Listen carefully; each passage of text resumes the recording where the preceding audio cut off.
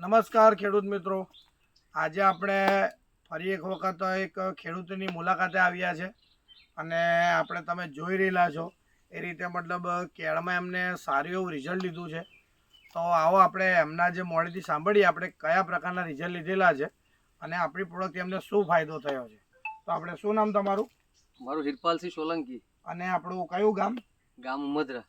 અને આપણો કયો તાલુકો લાગે? જિલ્લો ઝઘડિયા તાલુકો. તાલુકો ઝઘડિયા લાગે, ભરૂચ જિલ્લો. ઓકે. અને આપણે તમે જે આપણી ઇન્ડિયા ગ્રોની પ્રોડક્ટ વાપરી છે એમાં શું શું વાપર્યું હતું?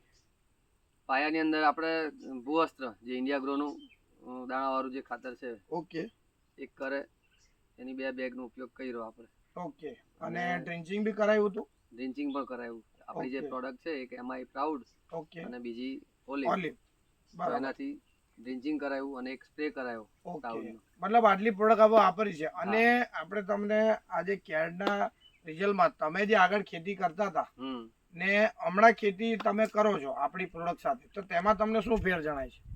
બસ આ મારે બાજુમાં એક પ્લોટ છે જ, એટલે એની સાથે કમ્પેર કરું ને તો પાનાની જે ક્વોલિટી છે એટલે ખોરાક સારો બને, મતલબ એનાથી જે બહુ ક્લિયર છે. નીચે જમીનમાં મૂળમાં જે ખાદ આવતી હતી, મૂળ ખાદ ઉધઈ છે, આ છે, એના લીધે ડેમેજ થતા હતા, પ્લાન્ટી નથી થતા.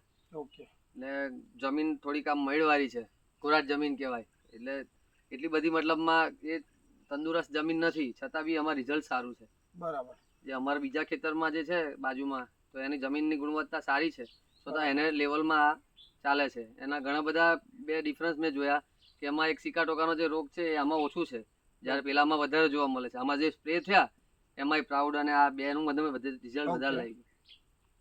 મતલબ કે આપણે બાજુવાળા જે અમે તમે ફોટોમાં જોશો એ રીતે મતલબ આપણે એ જમીનની ગુણવત્તા સારી હોવા છતાં, આપણી જમીનનું તળ પાતળું હોવા છતાં પણ આપણો ગ્રોથ સારો છે. અને સિકા ટોકાનો રોગ તમે જો કહો છો જે આ વર્ષે તમને જોવાયો નથી.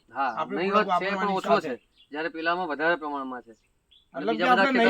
કહી શકાય મારા બીજા ખેતરોમાં પણ વધારે છે. જેની કમ્પેરમાં જેમાં યુઝ કરી છે આપણી પ્રોડક્ટ, ઓકે, એની અંદર બરાબર છે. અને આપણે આ કેળને કેટલો સમય થયો હશે? આ લગભગ 3 મહિના. ઓકે, 3 મહિના થઈ ગયા. ઓકે. તો ખેડૂત મિત્રો, મારે એટલું જ કહેવાનું કે તમે જે રીતે જોઈ રહેલો છો કે ખેડૂતના મોડેથી તમે સાંભળી રહેલા છો કે આપણે જે કેળના રોગ તમે જોઈ રહેલા છો કે આપણે એટલીસ્ટ 1.5-2 મહિનાની જ કેળ થયેલી છે. અને સિકા ટોકાનો રોગ જે મતલબ ખેડૂત મિત્રો દ્વારા કહેવામાં આવ્યું છે તે રોગ એકદમ નહીવત છે અને મતલબ ક્વોલિટી સારી છે. એનું તમે થડ પણ જુઓ તો થડની મજબૂતાઈ પણ મતલબ સારી એવી છે. તો બસ મિત્રો, કંઈ નહીં, ખાસ ખેડૂત મિત્રોને મારે એટલું જ કહેવાનું કે આવો આપણે ભેગા મળીને જમીનને સુધારીએ અને આપણે દેશના ખેડૂતોને પણ એક ઓર્ગેનિક તરફ વાળીએ અને એક આપણે રસાયણ મુક્ત ખેતી કરીએ. એ જ અભિયાન પર આપણે કામ કરીએ છીએ. તો જય જવાન, જય કિસાન.